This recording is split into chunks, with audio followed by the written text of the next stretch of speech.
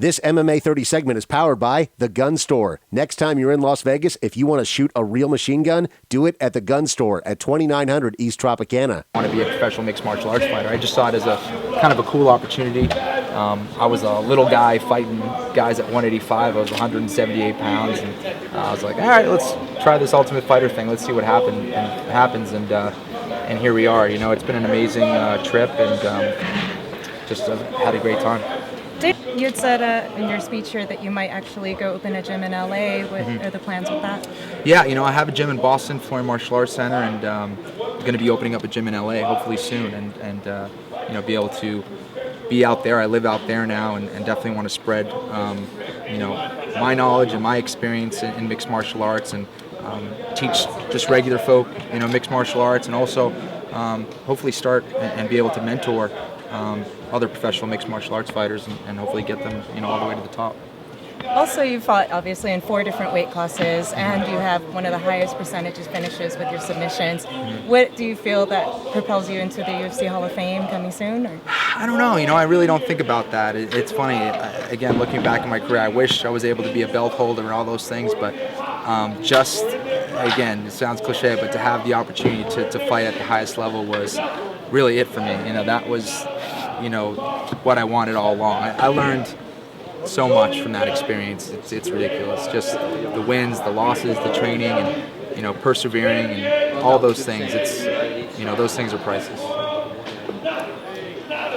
How have you seen the UFC change since you started? A tremendous amount. You're seeing better and better athletes all the time, guys who are seasoned already coming in here with a tremendous amount of experience. You know, I don't think mixed martial arts has been streamlined just yet as far as, you know, what the protocols are for training and this and that, but it's getting there, and you see guys refining the true, you know, the real methods of how to train for a mixed martial arts fight. It's still kind of in that experimentation phase, but we're seeing some unbelievable athletes in this sport at the highest level. You see the George St. Pierre's, the John Jones.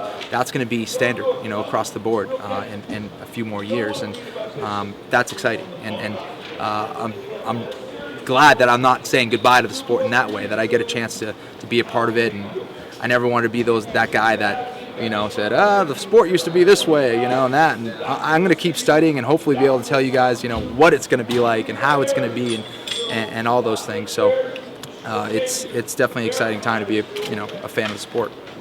Who knows if the back feels better yeah. like in a year or whatever. I know. Why go ahead and make the official announcement? You know, it's something I've been grappling with for a little while, ever since I injured my back, you know, and I think that any inkling of returning was kind of killed a few weeks ago when I re-injured it, and you know, the doctors kind of told me it would be something that would, you know, be with me, you know, for a while, and so I kind of have experimented with it, and it's been, you know, since November, you know, that I've been, you know, grappling with this, no pun, and it's been tough, man, you know. So right now I have so many other opportunities coming my way, and you know, when I look at it, I look back at my career, I had a great career, and now it's kind of time to pursue other things and go that route. Is there anything besides the title you feel like you're letting on the table, or is that really the only thing that you walk away saying I didn't do?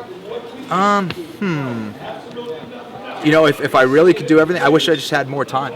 You know, I wish I started training for mixed martial arts earlier, but other than that, you know, again, back then it wasn't what I was feeling. I just wanted to, you know, back then I just wanted to put on a gi every day. That was the only thing I wanted to do, and I was content making $500 a month, you know, and that was it.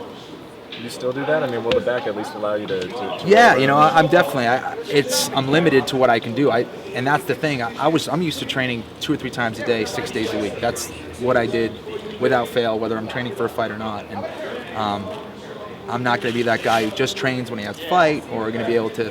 I train, you know, Monday through Thursday, but, you know, I can't really train Friday, Saturday, and Sunday. I never want to be that guy. I want to be able to commit to it, and, you know, if I'm having trouble being able to go for a jog, you know, that's a sign that I can't physically, you know, perform like I was before. Have you narrowed down an area possibly where your gym might open up? Yeah, I think so. I'm looking at a couple areas and a couple gyms that I may take over. So we'll see.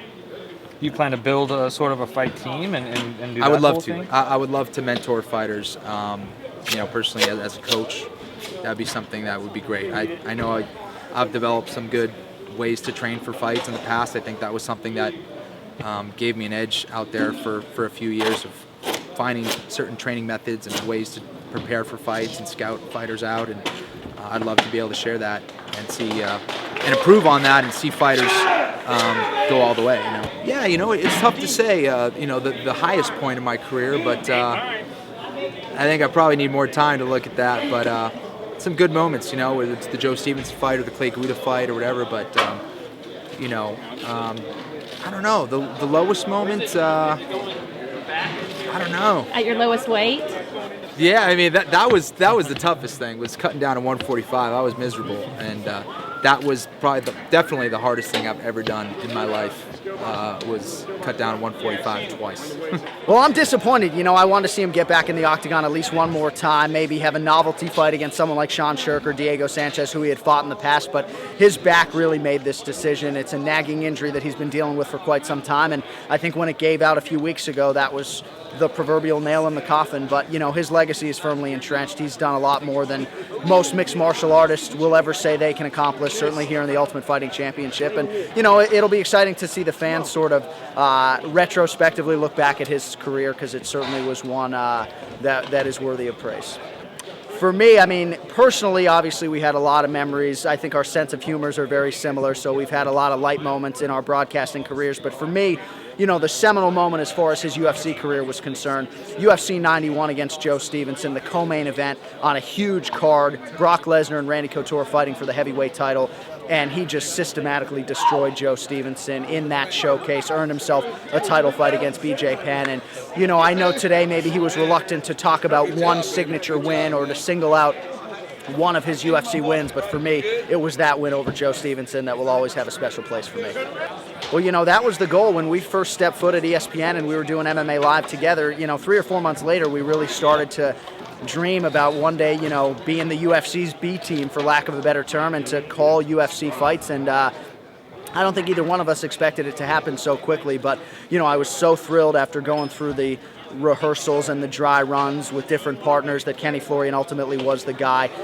We've had chemistry that we developed, obviously, at ESPN, and there's no better MMA analyst for my money out there, so it's exciting to be able to sit cage side and call fights with him. And I just hope he doesn't, go on to superstardom and leave me hanging in the dust. I hope we're calling fights for quite some time. It's an absolute honor, to sit with him and call these fights.